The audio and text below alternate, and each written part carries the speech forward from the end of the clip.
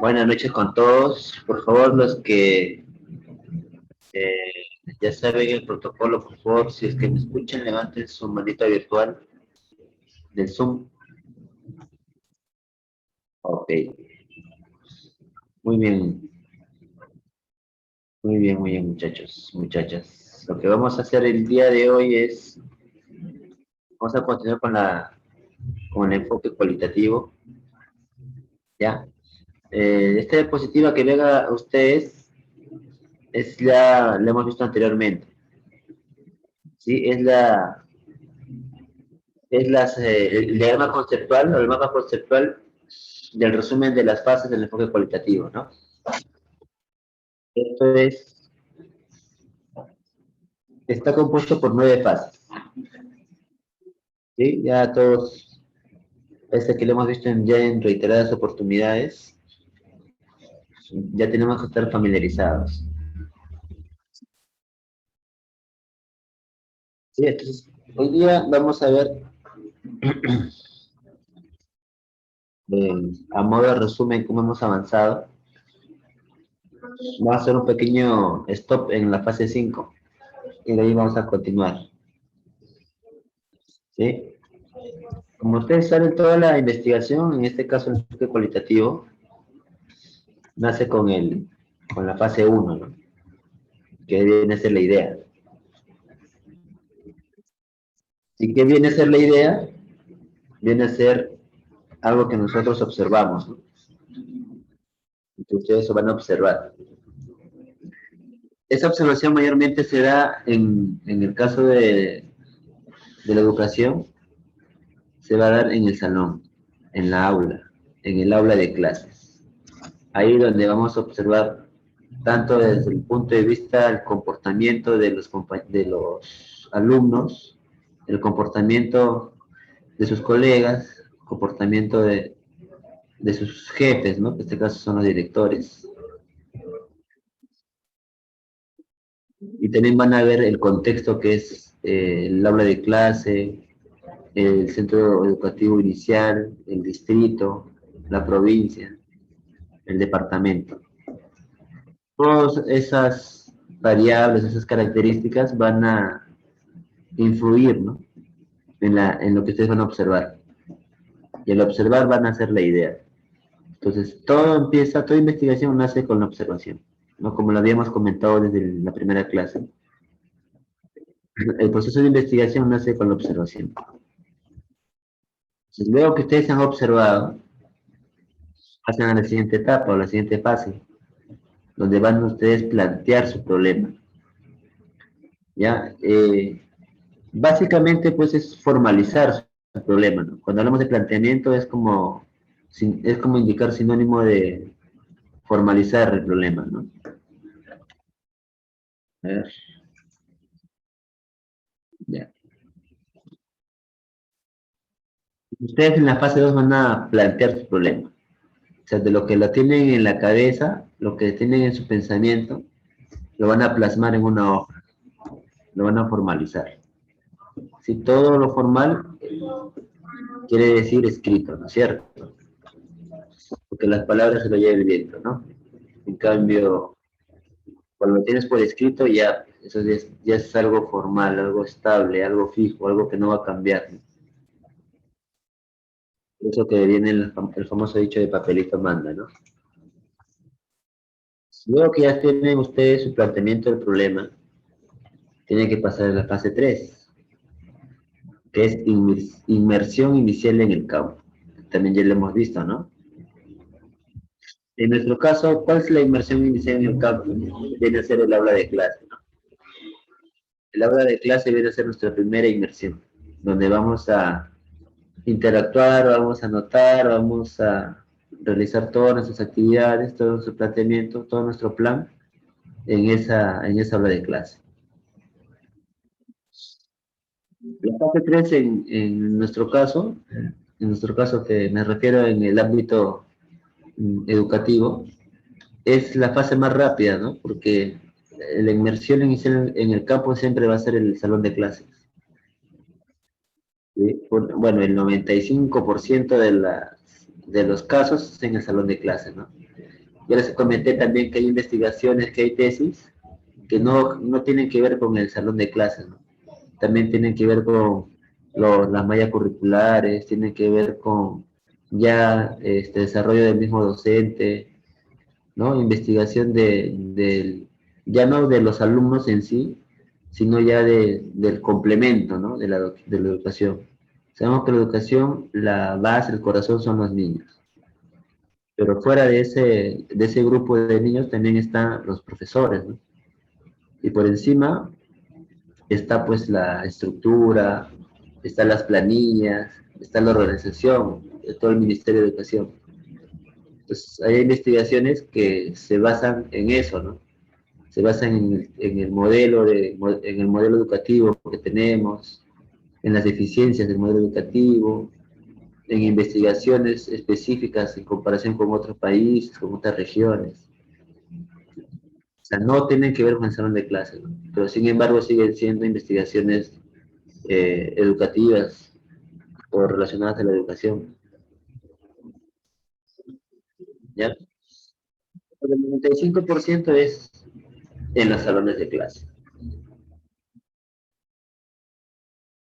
Luego de la fase 3, ¿a dónde pasábamos? A la fase 4, a la concepción del diseño del estudio. ¿Y qué veíamos? Nosotros teníamos 5 diseños, ¿no? Nosotros si queríamos hacer, una vez que optábamos por el enfoque cualitativo, ahora teníamos que elegir entre 5 diseños que teníamos a la mano. Narrativo, fenomenológico, investigación-acción. Ustedes, como han visto en estas clases, nosotros nos basamos o hemos enfocado nuestro estudio en el diseño de investigación-acción, ¿no? Que es uno de los más usados, empleados por la mayoría de docentes, ¿no? ¿Y por qué? Porque investigación-acción, el investigador forma parte de la investigación, ¿no? O sea, el docente forma parte de su investigación, interactúa con los niños, no se queda a un costado, tras una ventana, fuera de la clase, no. Al contrario, él participa, hace entrevistas, dinámicas, encuestas, listas de cotejo, su reporte, su cuaderno diario. Por eso que es acción, por eso que es la frase, ¿no? Investigación, guión, acción. Investigas y actúas, ¿no?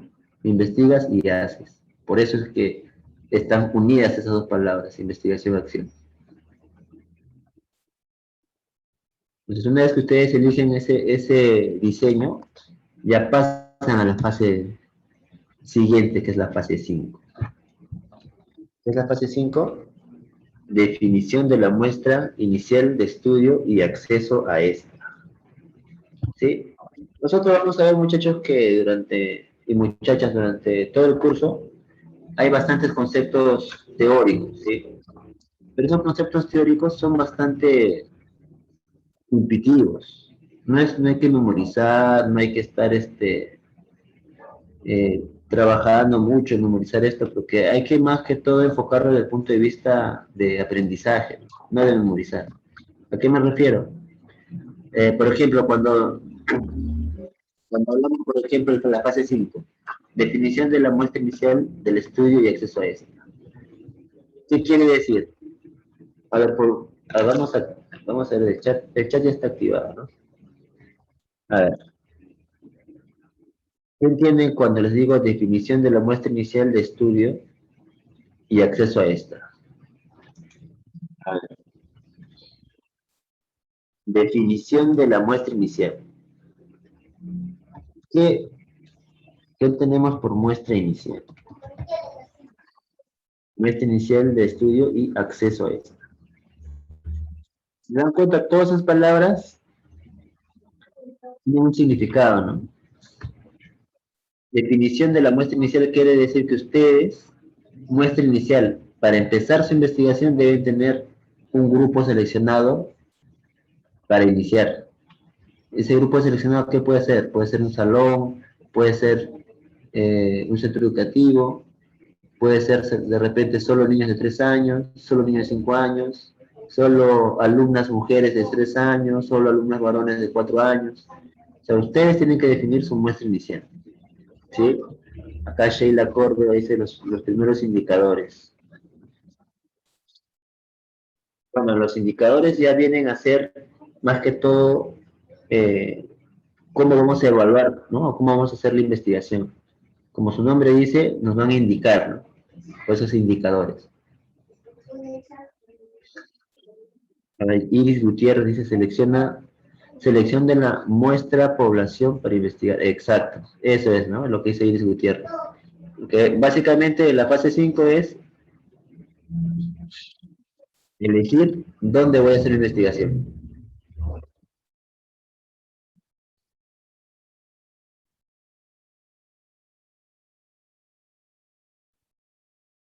Nalia Velázquez ha puesto, no sé por qué, 50 letras D. Se ha confundido. Ignora Margot o investigar. Eso de quién se va a hablar o investigar. Ajá. Más que propósito es seleccionar, ¿no? Vamos a seleccionar el grupo donde vamos a hacer la investigación. A eso se refiere con definición. O sea, voy a definir, ¿no? Voy a definir mi punto de partida, el grupo donde voy a investigar. Ya, y justamente aquí es donde vamos a hacer una pequeña pausa. O sea, acá hay una flechita roja, ¿no? Vamos a ver a dónde nos lleva la flechita roja. Vamos a ver. Es un ejemplo bien práctico. A ver, vamos a tener una muestra de una población, de nuestra población. ¿Ya? ¿Y a qué nos referimos con la población? Ya, bueno, estos son términos un poco de estadística, ¿no? En estadística hablamos de población, una muestra, varianza, covarianza, etcétera, ¿no? Pero en este caso, como nosotros estamos en el enfoque cualitativo, esos parámetros pues no aplican acá, ¿no? Muestra, población, varianza, covarianza, más lo van a ver cuando ustedes opten por el enfoque cuantitativo, ¿no? Van a cuantificar. Acá no, acá es cualitativo y eso no se aplica. Ya, entonces, ¿hasta qué nos referimos con muestra de nuestra población? Si nosotros somos docentes, muchachos, ¿cuál es nuestra población? A ver, en el chat, ¿qué me dice? ¿Qué es nuestra población como docentes?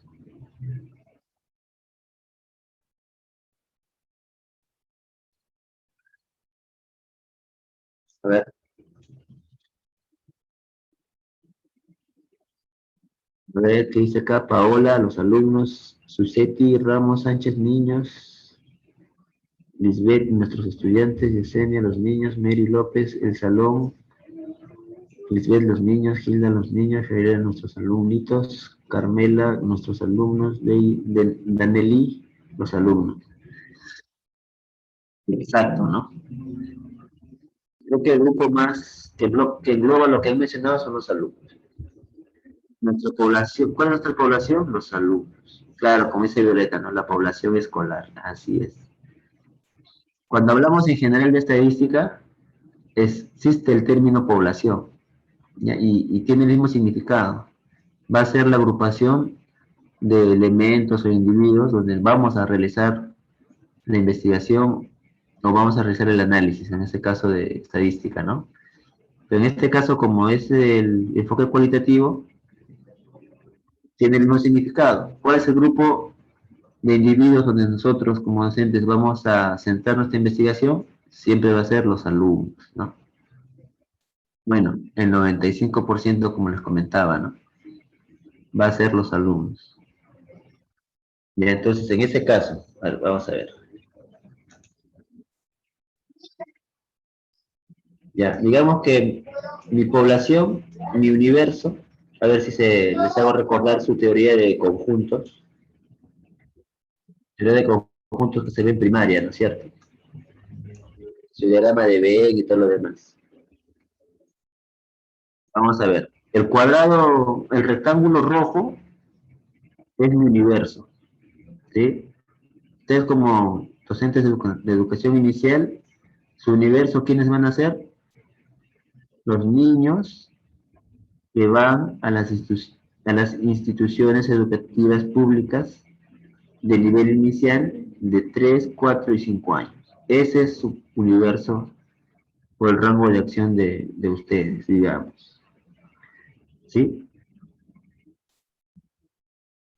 Y aparte de eso, su rango de acción en qué geográfico, ¿en dónde es? En todo Perú, ¿no? Su título de licenciado, por algo dice a nombre de la nación de Perú, pues, ¿no? Entonces, ese título es válido en todo Perú, por eso es a nombre de la nación. Entonces, su universo va a ser en todos los colegios iniciales de Perú, donde se dicte educación inicial de 3, 4 y 5 años. ¿Ya? ¿Y cuántos colegios hay? ¿Cuántos colegios iniciales hay en todo el Perú? Creo que eso les dejé de tarea, si no mal recuerdo, ¿fue a ustedes o al segundo o al de segundo ciclo? Hay una tarea ahora que recuerdo. No tarea, ¿no? Sino más que todo fue una pregunta así que les hice en clase. Pero más o menos, ¿cuántos colegios a nivel nacional creen que existe? A ver, una prox. ¿Alguna vez se han puesto a pensar en esa cantidad, esa cifra?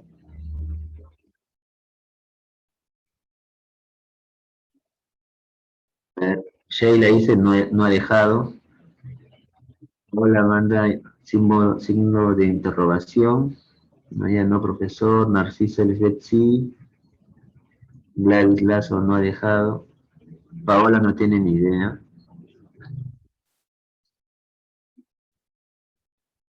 Bueno, entonces si no les he dejado, ahora les hago la pregunta. ¿Ya? Y esa es una googleada rápido en el INEI o en el MINED, ¿no es cierto? Al Yasmil le ha puesto un número, 8.121. 8.121 eh, colegios iniciales. La falta de educación es notoria. Jacqueline Marín Guerra Farfán, 198.000. Miren, hay una gran diferencia, ¿no? Entre lo que dice Yasmil y de 8.000, redondeando, versus 198.000 de Jacqueline, ¿no?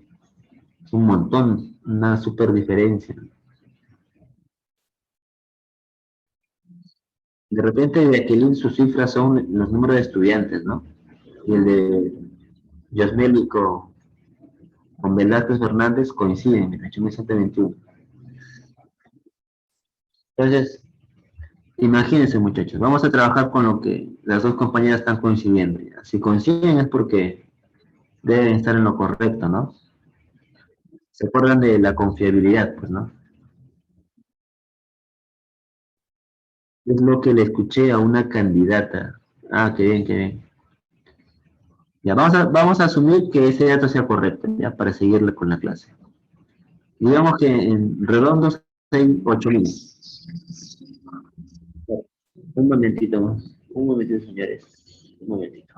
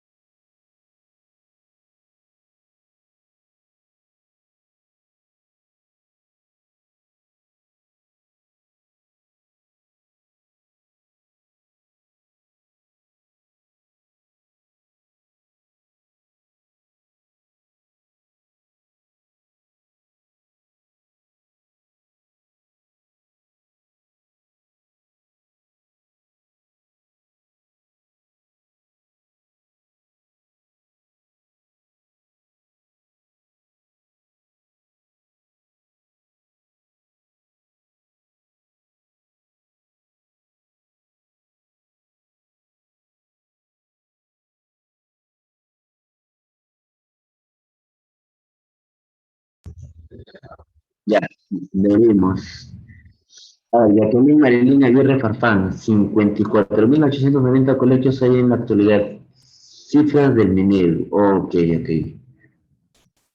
Cifras del Minedu publicados en qué fecha, ¿sabes, Jacqueline? ¿De este año o del año pasado?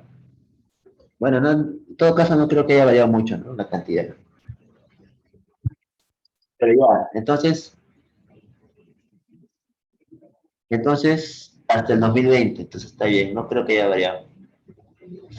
Muy bien, les felicito, muchachas, están atentas a los datos educativos.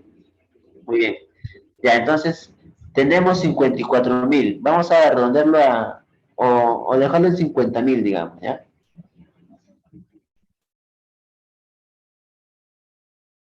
Ah, ya son los colegios nacionales. Y los iniciales solo son 38.000. Ok, ok. O sea, vamos a ver. Nuestro colegio está bien, ¿ya? Según dice Sarela, de todos los colegios que he mencionado, solo 38.000 son de inicial. ¿Ya? Ok, entonces vamos a ver ahora. Nuestro universo va a ser 38.000 colegios a nivel nacional. Colegios de nivel inicial. Entonces, imagínense, ¿no? Ustedes como investigadores, si quieren hacer una investigación en colegio inicial, ¿cuánto es su universo? 38.000. ¿Sí? Ya bueno, ahí también van a ser los privados, ¿no? Pero en general, inicial, públicos y privados, vamos a tener 38.000. Entonces, es una cifra grande, ¿no? Considerable. Entonces, nosotros tenemos que limitar, ¿no es cierto? De nuestro universo, que es este recuadro rojo, vamos a limitar. ¿Cómo limitamos? ¿O cómo elegimos nuestra muestra? Si a nivel nacional voy a elegir solo un departamento, ¿ya? En este caso voy a elegir a Amazonas. ¿Cuántos colegios hay en Amazonas? Si a nivel nacional hay 38.000 colegios iniciales, en Amazonas, ¿cuántos habrá? A ver, ¿quién sabe? A ver, muchachas que están ahí con las cifras, ¿saben? ¿Tienen ese dato? Del Amazonas, colegios iniciales.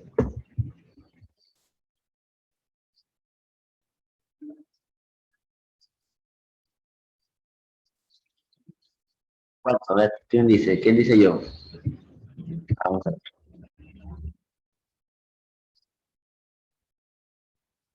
Claro, 6.700 colegios privados, eso se refiere a nivel nacional, ¿no? Ya, pero vamos a ver, vamos a asumir. A ver, digamos que en Amazonas hay, vamos a poner ya, aquí hay, no sé, pues a ver, 300 colegios iniciales. Ah, no, ahí Patricia ya nos consiguió el dato, 1.369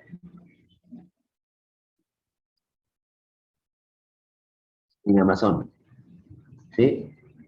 Y acá de niños de 5 años había 38.000, ¿no? 38.000.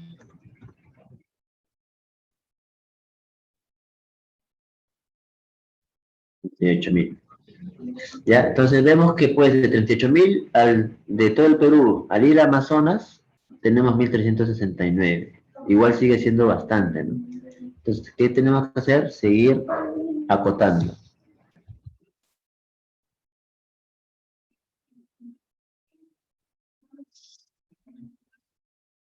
Vamos a elegir solo Bagua.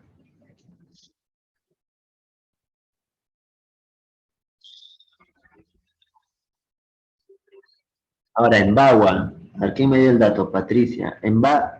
Patricia, en Bagua, ¿cuántos hay?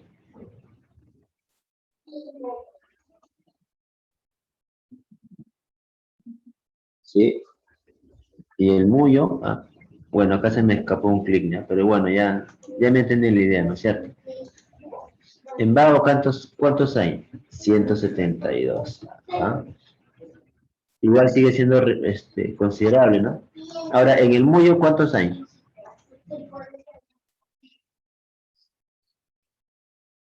A ver, ¿cuántos colegios iniciales hay en el Muyo? ¿Qué me dicen? ¿Mm?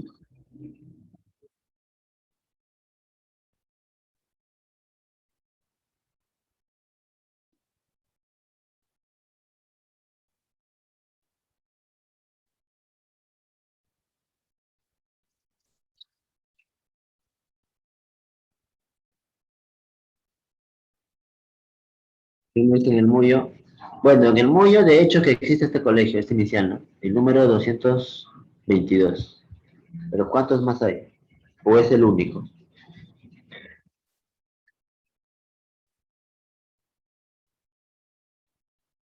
A ver, vamos, vamos.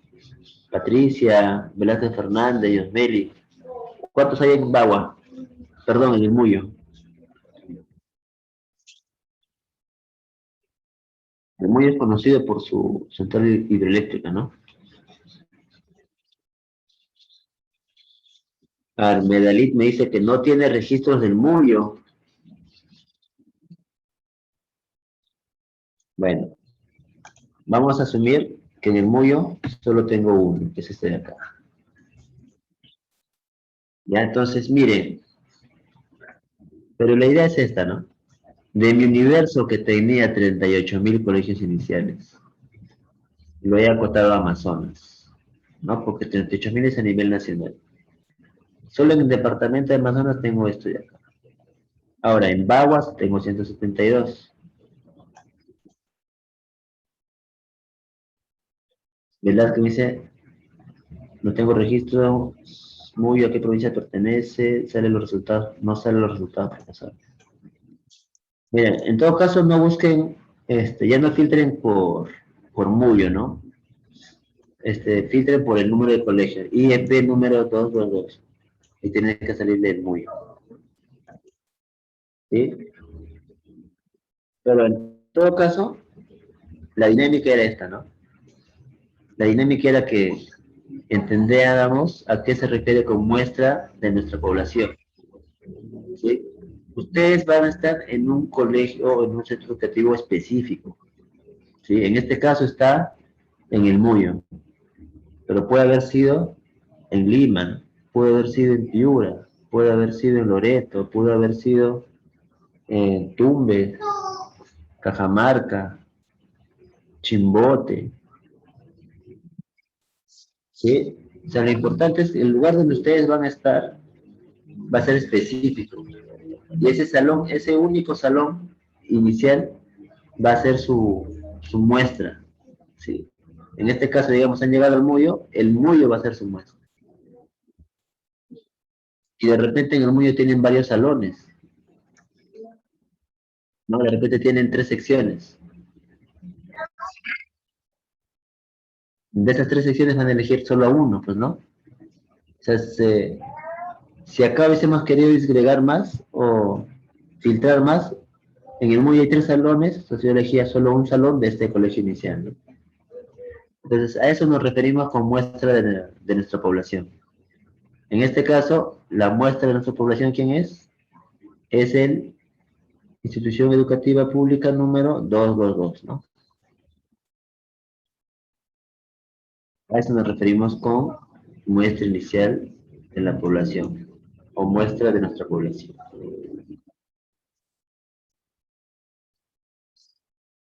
A ver, lo que sí sería interesante, Velázquez, su compañera Velázquez Medali, que compartan el link donde están haciendo la búsqueda, ¿no? Para que todos los compañeros también puedan hacer la búsqueda por distrito. Vamos a quitar las anotaciones.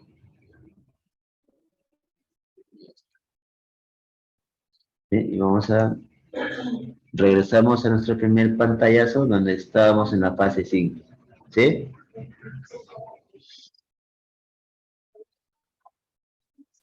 Ya, entonces vamos a tener acá que en la fase 5 La definición inicial de la muestra del estudio, que es esta, ya está, creo que comprendido, ¿no?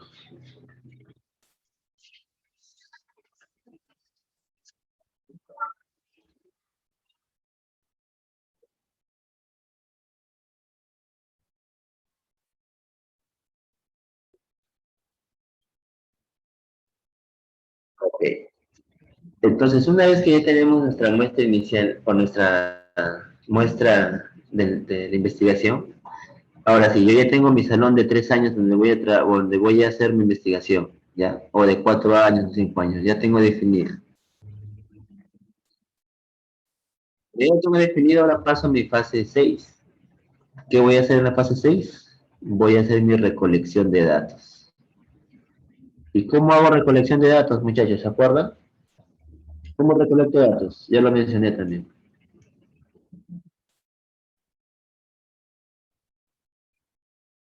Ahí está el link, ya lo compartió Medalit, es del Minedu, ¿no?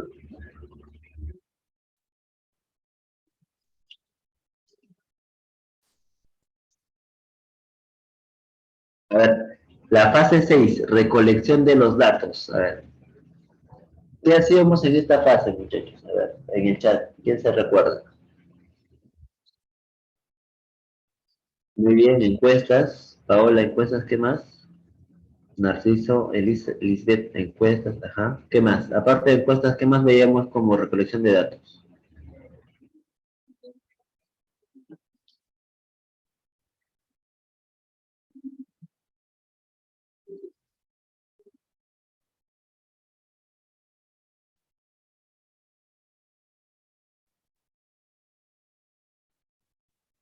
Claro, reunimos información y para eso aplicábamos nuestros formatos. ¿Qué técnicas y formatos usábamos?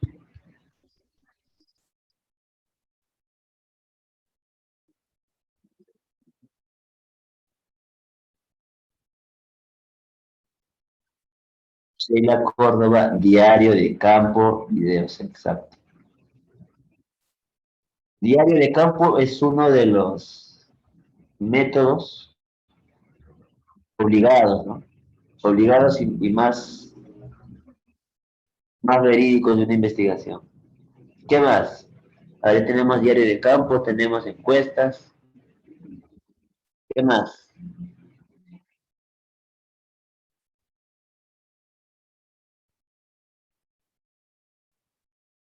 ¿Qué les falta? A ver, lista de qué les falta.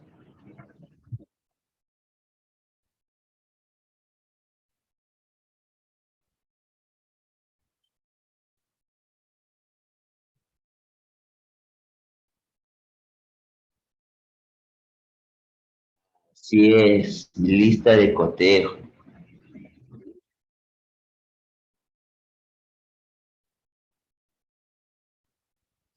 formatos que ustedes han mencionado sirven para el recolector de los datos.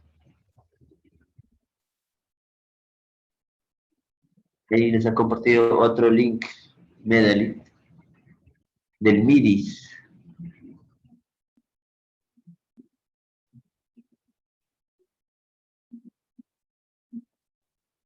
No, la lista de cotejo, Diana Ticlahuanca, competencias. Y también el formato de sus sesiones, ¿no? Las sesiones de clases. Lista, lista de entrevista, lista de asistencia.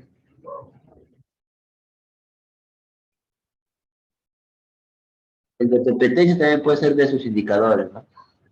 Una lista de sus indicadores o también puede ser indicadores con lista de cotejo, ¿no?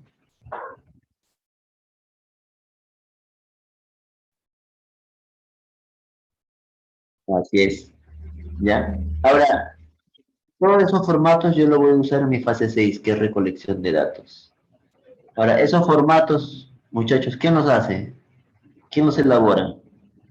¿De dónde los obtiene?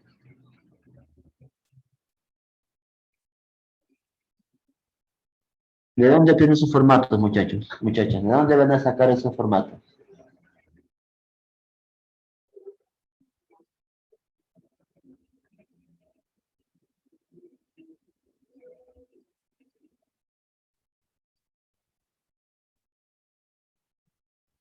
¿De dónde sacamos los formatos para nuestra investigación?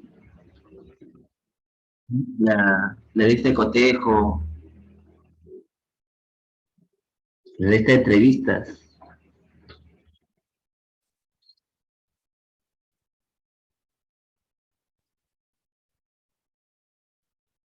Velázquez Fernández dice de los informes.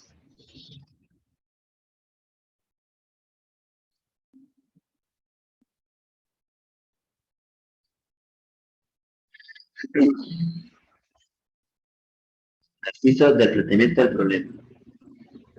Ahí Patricia ha vuelto a colocar otro link.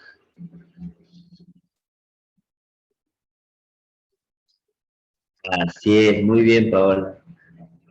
Los formatos se elaboran de acuerdo a las necesidades, de acuerdo a su hipótesis, como dice Narciso Elizabeth, ¿no? De acuerdo al planteamiento del problema. Ustedes son los que van a hacer los formatos. No va a salir de ningún libro, no va a salir de ninguna página de internet. Va a salir de ustedes, de lo que ustedes quieren investigar. No hay un formato para eso.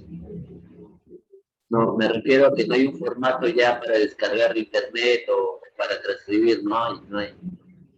Ustedes van a tener que hacer desde cero su propio formato. Claro que ya, de haber formatos en internet hay un montón, ¿no? En las mismas tesis hay formatos que les puede servir de respaldo, pero ustedes tienen que adecuarlo a la investigación que están haciendo.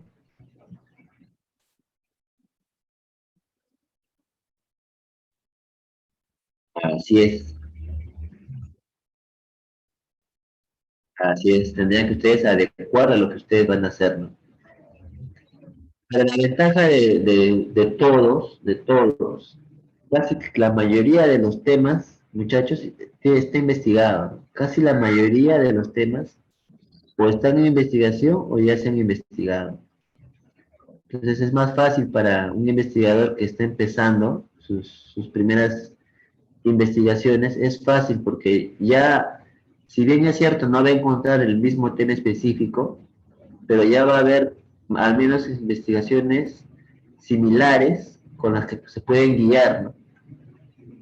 Lo que he dicho, no hay que descubrir la pólvora, no hay que redescubrir la pólvora.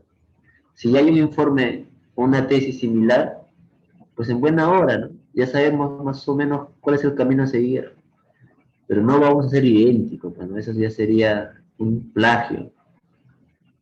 Lo que tenemos que hacer es, en base a ese modelo, en base a esa estrategia que ha planteado ese investigador, rescatar lo que nosotros vamos a usar y hacer nuestro propio modelo, nuestra propia investigación. Así es como una guía, ¿no? Por eso es que es muy importante las bibliografías. Por eso es muy importante la bibliografía. La bibliografía sirve para nosotros hacer nuestro marco teórico y para poder encaminar nuestra tesis.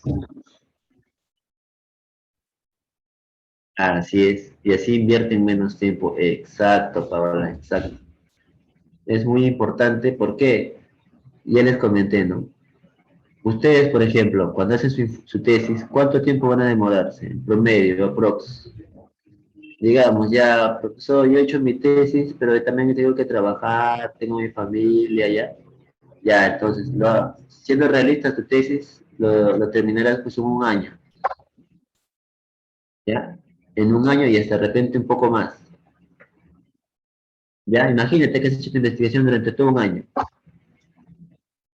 Ya, y tú publicas tu investigación, tu tesis de 100 hojas, lo publicas, ya te titulas.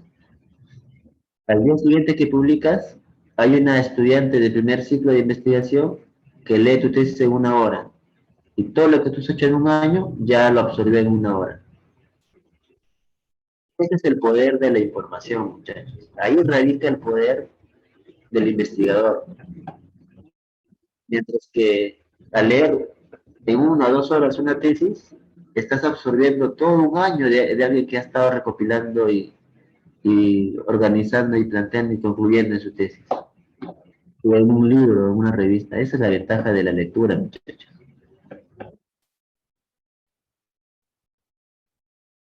Entonces es muy importante. En base a su bibliografía y a su planteamiento del problema, ustedes van a hacer sus formatos, su lista de cotejos, entrevista, asistencia, sesiones, todo lo van a hacerlo en base a eso. ¿Qué dice Patricia Idelsa? Otro link más, todos los colegios estatales 2020. El link es Alep.org MX. Pero esto no es de... MX no es de México. ¿Cuántos colegios hay en el Perú? Ah, ya. Colegio del Ministerio de Educación. Minedo. Seguro es una ONG mexicana, ¿no? Que está en Perú. Sí. Ya, ya profesor, ya tengo mi lista de cotejo, mis formatos, mis sesiones, ya tengo todos mis formatos para recolectar datos. Bueno, entonces el siguiente paso es empezar con la ejecución de recolección de datos. Ustedes dirán, yo quiero recolectar datos durante 2 meses, otros van a decir durante 3, durante 4. De repente otros quieren recolectar datos durante todo su periodo escolar. Y eso va a depender de cada investigador, ¿no? ¿Cuál es el alcance de su investigación?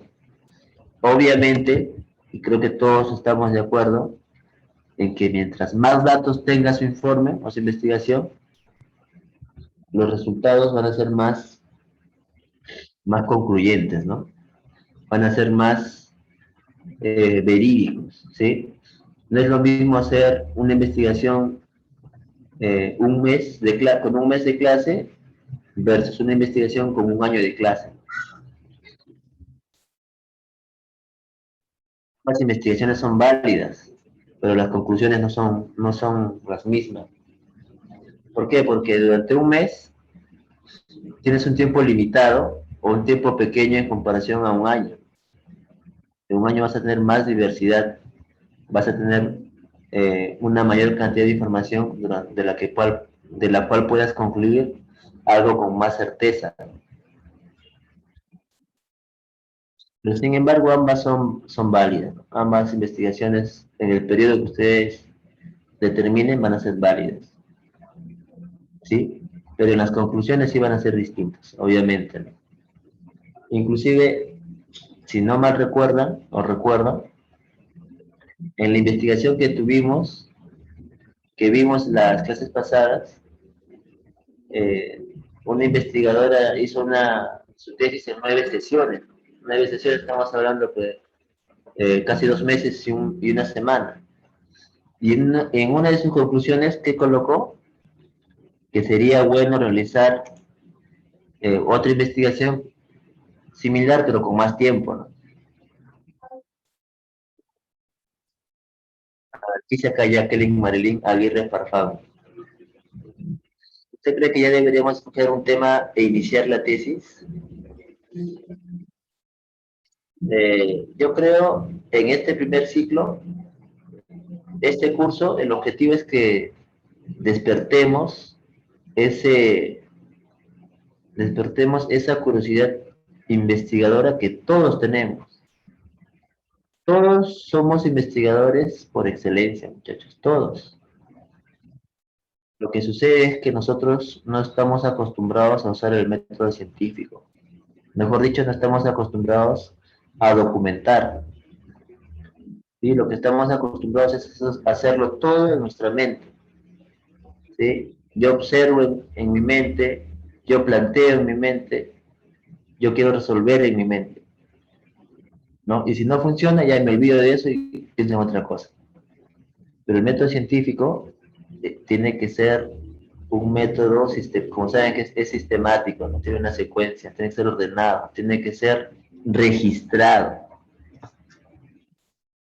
Este curso tiene por objetivo que ustedes se den cuenta, número uno, que la investigación no es nada complicado, no es nada reservado para gente como la foto de Albert Einstein, ¿no? Alguien mucho viejito, canoso, con lentes.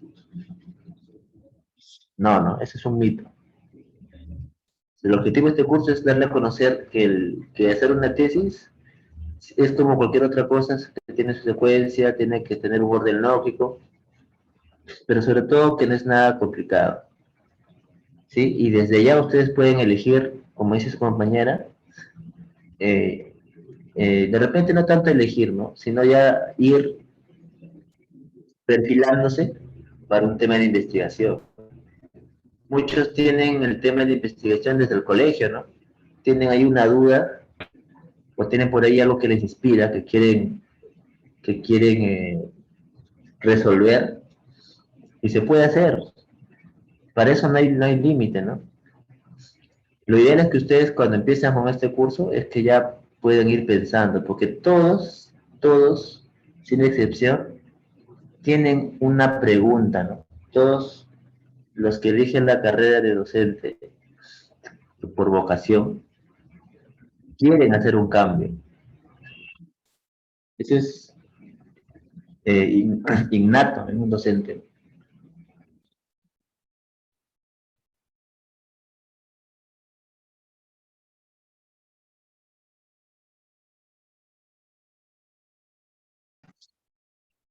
Eso es innato en un docente, muchachos.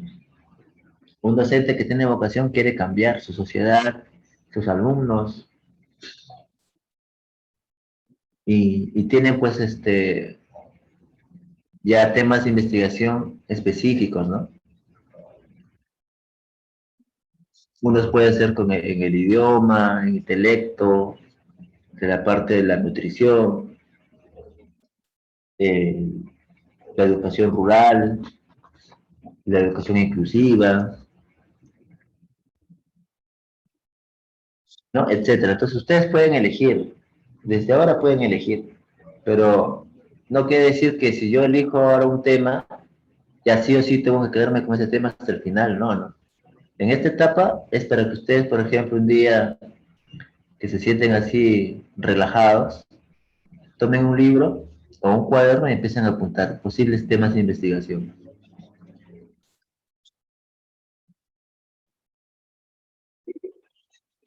Ya en el segundo ciclo nosotros hacemos énfasis en lo que es viabilidad y factibilidad de un proyecto de investigación. Ahí vemos cómo hacemos un cuadrito comparativo y vemos qué tan factible es o no un proyecto de investigación. ¿Sí? Porque ahí les adelanto, para hacer un proyecto de investigación nosotros tenemos que tener varios factores, ¿no? Uno de ellos es el factor económico, otro es el factor tiempo, otro es el factor de recursos. No, cuando hablamos de recursos no solo es dinero, ¿no? Estamos hablando de recursos de información, recursos de logística. Otro recurso puede ser el tema de la cobertura de internet, electricidad. O sea, hay varios temas o varios factores que hay que analizar para ver si nuestro proyecto es rentable, es realizable o no. Por eso que si es factible, ¿no? De facto, de hecho, si se puede realizar o no. Pero en este primer ciclo ustedes pueden, ¿no? Pueden hacer una lista de 3, 4, 5 temas y van viendo qué necesitarían ustedes para hacer ese tema. ¿Sí? Eso es lo importante en este primer ciclo. Entonces, una vez que han recolectado datos, la siguiente etapa es analizar esos datos. ¿Sí? Porque una data sin analizar no sirve de nada, ¿no es cierto?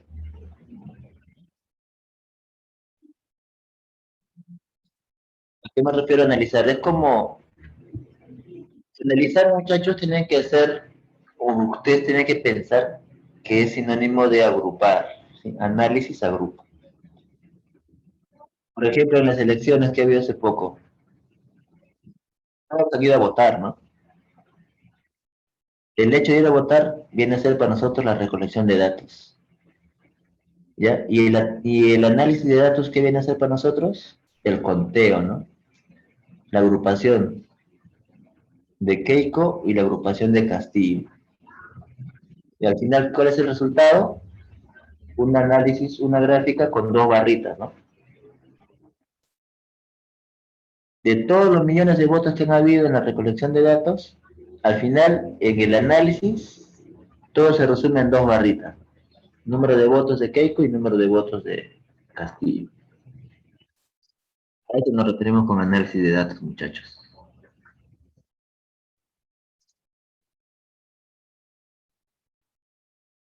¿Ya? Y como en este caso cualitativo, el análisis de datos es bien rápido, ¿no? Bien fácil. No es un análisis de datos como en el enfoque cuantitativo. Lo cuantitativo, acá sí en análisis de datos hay que trabajar con fórmulas, con tablas estadísticas, ya es más, se vuelve más matemático. Inclusive se vuelve tan matemático que hay que usar softwares, ¿no? Hay softwares estadísticos. Ahorita en la actualidad, muchachos, hay software para todo. Casi, más bien, lo difícil sería buscar qué cosa no tiene software, ¿no? Todo tiene software, todo. No hay nada que no tenga software. Parece increíble, ahora todo. Por eso es importante que el docente también sepa manejo de software educativo. Que en la pandemia eso se ha podido ver con más razón, ¿no? Ustedes, por ejemplo, antes de la pandemia, ¿sabían que existía Zoom, la plataforma Zoom? ¿Sabían usar el Zoom? No, no es cierto. Yo particularmente antes de la pandemia usaba el Skype, usaba a ver, no, solo el Skype. Sí, pues, yo usaba solo el Skype. Y creo que la mayoría usaba solo Skype, ¿no? Catherine dice Google Meeting. Claro, yo escuché Google Meeting después de haber escuchado del Zoom. ¿Sí? La ventaja del Zoom en comparación del Skype es que en el Zoom tú puedes usar la pantalla como una pizarra, ¿no? Como dice hace un momento.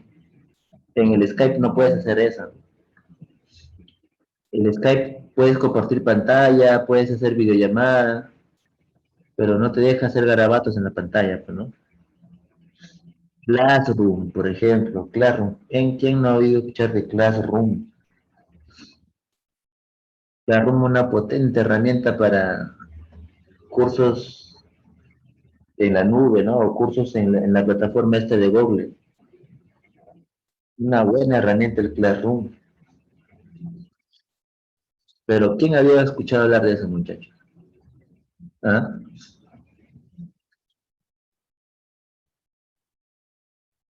El Classroom, por ejemplo, es un software.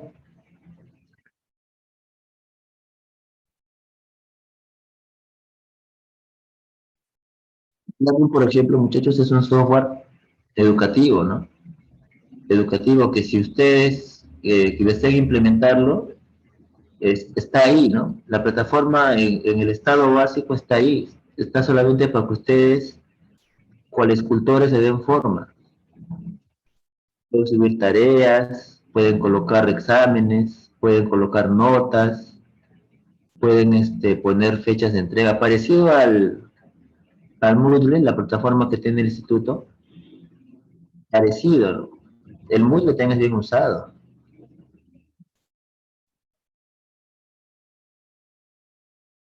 Escuché ahí la acuerdo. Ella usa el Skype, puede compartir pantalla, exacto, su PowerPoint, y la usa y trabaja con Cubicol. Por ejemplo, Cubicol no he escuchado, digo, ¿no? Cubicol. Pero así como hay estos softwares, hay muchos más, ¿no? Hay muchos más.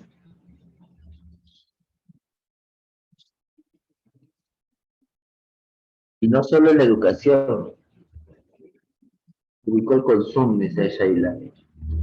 Hay, así como hay software educativos, también hay software para todas las carreras, para todas. No hay ninguna carrera que no use software, ¿sí? Y y en la investigación no iba a ser la excepción, pues, ¿no? También usa software, sobre todo cuando hacemos análisis de enfoque cuantitativo.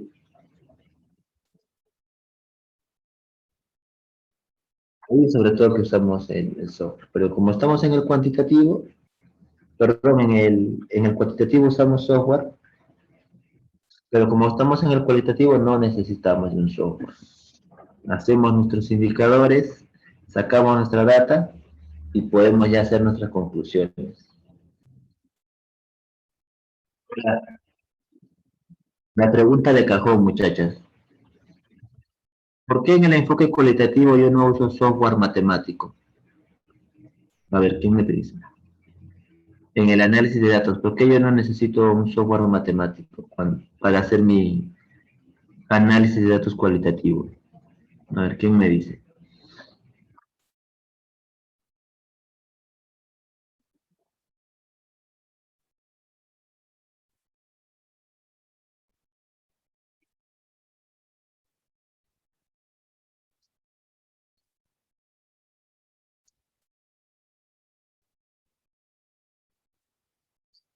A ver, ¿quién, quién dijo yo? ¿Quién sabe? ¿O quién tiene una idea, ¿no? ¿O qué piensan de eso? Iris Gutiérrez, porque se debe realizar el análisis a través de la descripción. Ajá, exacto.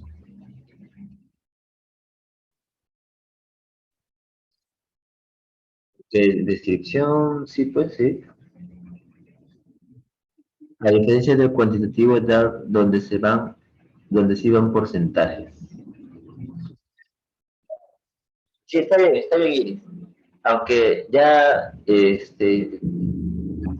alineando esa idea, no se puede usar software en el enfoque cualitativo, muchachos, porque hasta ahora no hay software que estudie el comportamiento de todas las personas de la Tierra, ¿no? No existe, no existe, muchachos. Cuando hablamos de cualitativo, estamos hablando de cualidades, ¿no? Y hablar de cualidades, estamos hablando de cualidades, en nuestro caso, de nosotros, de personas, de niños, ¿sí? Y un niño, su comportamiento, su forma de ser, su forma de interactuar, nunca es igual a otro niño, ¿sí? Y de los 38.000 niños que hay en el Perú y todos los alumnos que tiene, ningún alumno es igual al otro. Por eso es que no existe, por eso es que no se hace el análisis ahí. Ahí no hay matemática, por ningún lado hay matemática. En el comportamiento de un niño no hay matemática.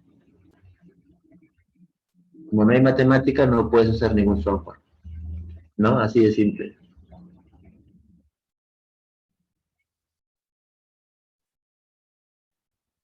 Así de simple, muchachos. ¿Por qué en el enfoque cuantitativo usamos software? Porque en el enfoque cuantitativo, muchachos, tenemos tanta cantidad de datos que necesitamos de una computadora que nos ayude a procesar esos datos. Por eso es que nace la estadística, ¿no? La estadística es justamente para eso. Si no existiera la estadística, estaríamos pues en un mundo muy lento, ¿no? Demasiado lento. Si no existiera la estadística ni la probabilidad, uy, estaríamos en un mundo todavía estaríamos en la época de piedra. Sí, porque la estadística y la probabilidad nos sirve para tomar decisiones. ¿Sí? Que si no, imagínense, pues ustedes, por ejemplo, a ver, un ejemplo de estadísticas y probabilidades.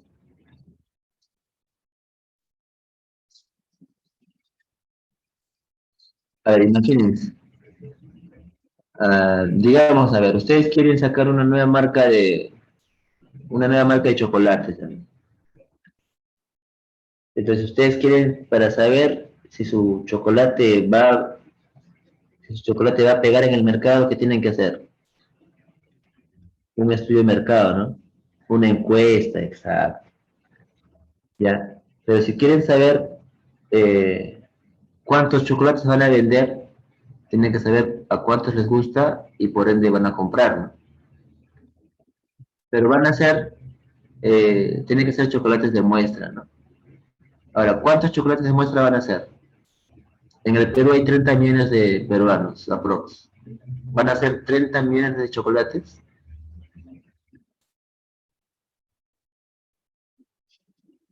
Imposible, ¿no?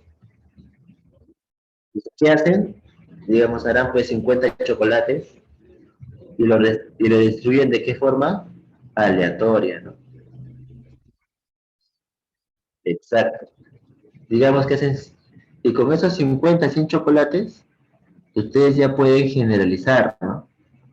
Si de sus 50 chocolates al, a la gente que han entregado a 40 les ha gustado, quiere decir que ha sido aceptado, ¿no? La mayoría de las personas que lo han comido lo han aceptado.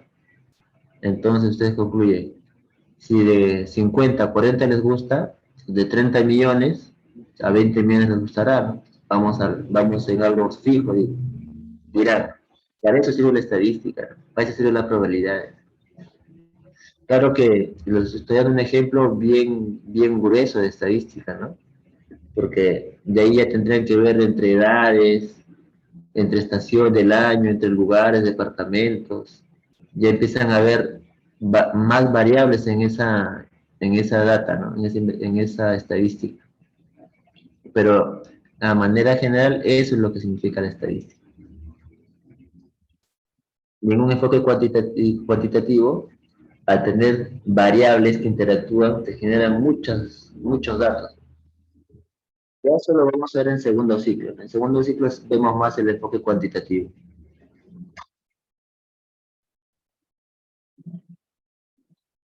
Ya, entonces, luego de analizar los datos, vamos a pasar a la interpretación, que es la fase 8.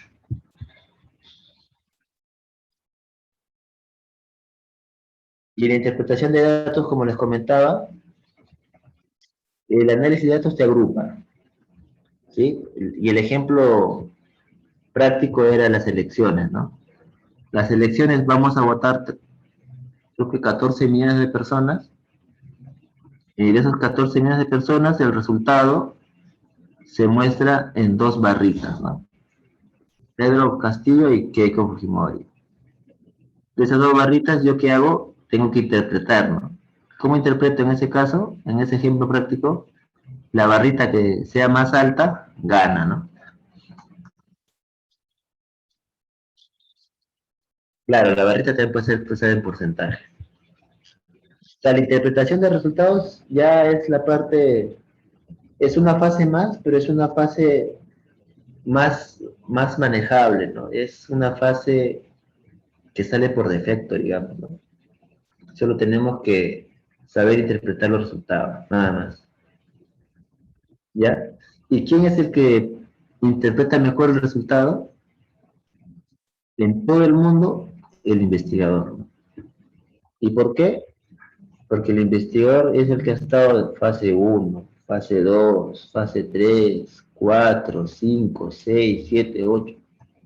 Entonces, este investigador es la única persona en todo el planeta Tierra capacitado para interpretar sus resultados, salvo que haya hecho su investigación con otra persona, ¿no? Okay.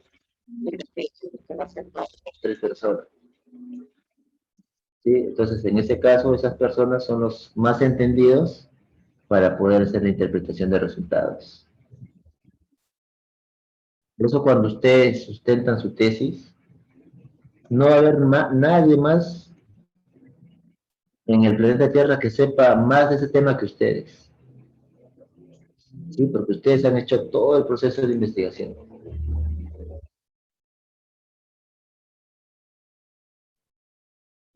Y luego en la fase, luego que interpretas tu resultado, ya pues tienes que hacer el reporte, ¿no? O el famoso informe, la redacción. el tipeo, la parte que todos subestiman, ¿no? El informe. Muchos de los, muchos de los investigadores llegan a la fase 8 y ya se confían, ¿no? Una vez que ya interpretan su resultado, o sea, dicen, ya mi hipótesis estaba en lo correcto, ya lo comprobé, y duermen en sus laureles. Se olvidan que hay una última fase, que es la redacción del informe, ¿no? Y eso yo creo que también lo seguimos repitiendo a ustedes. La redacción del informe, muchachos, con, siendo reales, no siendo realistas. ¿Qué significa que somos realistas? Que tenemos durante el día obligaciones, ¿no? ¿Qué obligaciones? Bueno, sea con tu familia, sea con la pareja, sea con el trabajo, sea con los amigos. No vamos a tener las 8 horas a disposición para redactar el informe, ¿no? O sea, hay que ser realistas. Con más razón, no debemos subestimar esa etapa. La redacción del informe, siendo realistas, se llevará, pues, ¿en cuánto? A ver, 4 meses, aprox. ¿Sí? Y esto es, ¿no? Esto es porque, ¿por qué demora tanto a veces la redacción del informe? Porque depende de uno mismo. Uno mismo se pone el ritmo. Un día avanzas, no sé, pues 2 páginas y piensas que ya a ese ritmo terminas en un mes. Pero de repente la tercera página lo haces recién al siguiente mes, ¿no? Y así se va dilatando, dilatando. Entonces es una etapa que sí consume tiempo. No es complicada, no es difícil, pero sí dedica tiempo. ¿Sí? Hay que tener esa, hay que saber que esa etapa necesita tiempo.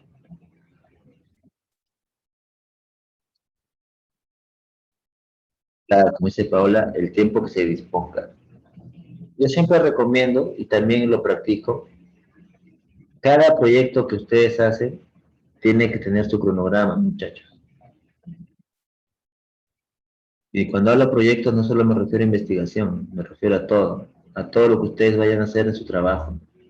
Si ustedes tienen que cumplir una estructura curricular del colegio que estén, porque ustedes pueden ir a un nacional o a un estatal o a un particular, perdón, y cada colegio tiene su forma de trabajar diferente, no es igual. Será un 90-80% igual y hay un 20% que cada uno se diferencia y tiene que hacerse un cronograma para todo, ¿no? Cronograma y fechas, cronograma y fechas, es lo que siempre se debe manejar.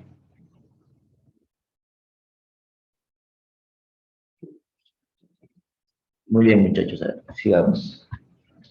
¿Qué hora es? Uy, 9:22.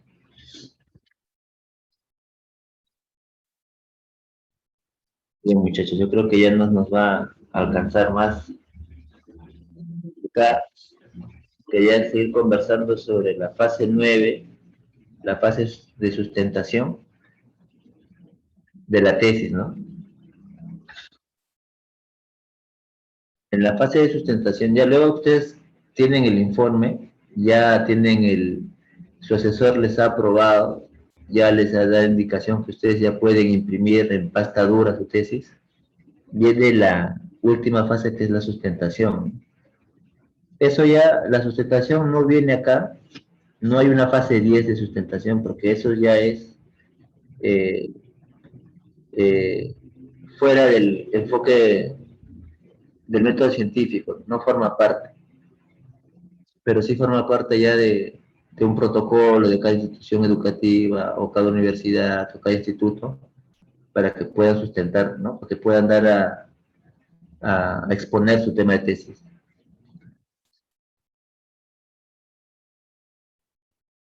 ¿Ya? Y en esa sustentación pues hay un experto, hay un representante de la institución y está su asesor, ¿no?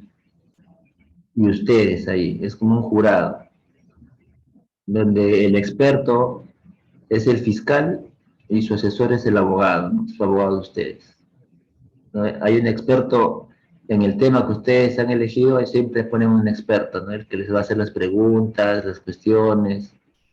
Y si ustedes por ahí se traban en alguna respuesta, ahí sale el asesor, ¿no? El asesor sale y empieza a complementar, les hace recordar y ustedes continúan. Y luego de su exposición, el jurado les pone una nota. Sobresaliente, óptimo, normal,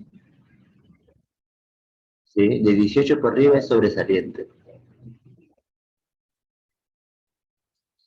Y eso sale, hacen un acta de sustentación de tesis y ahí sale, ¿no? La nota que se han ganado. Así es, muchachos. Como ahí por ahí me preguntaron, ustedes ya pueden elegir su tema o pueden elegir temas tentativos.